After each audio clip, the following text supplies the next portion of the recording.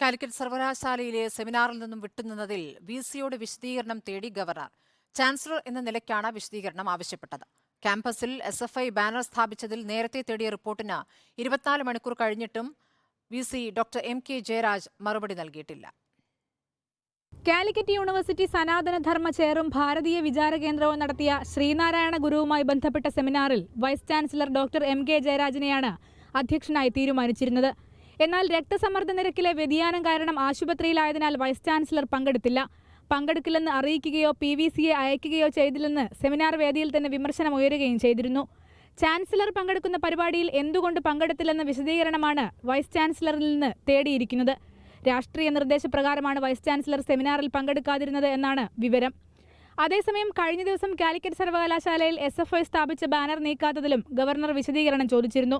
എന്നാൽ 24 മണിക്കൂർ കഴിഞ്ഞിട്ടും വൈസ് ചാൻസലർ ഗവർണർക്ക് റിപ്പോർട്ട് നൽകിയിട്ടില്ല.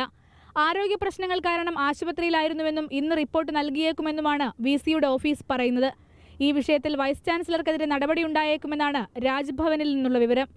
റിപ്പോർട്ടർ, കോഴിക്കോട്.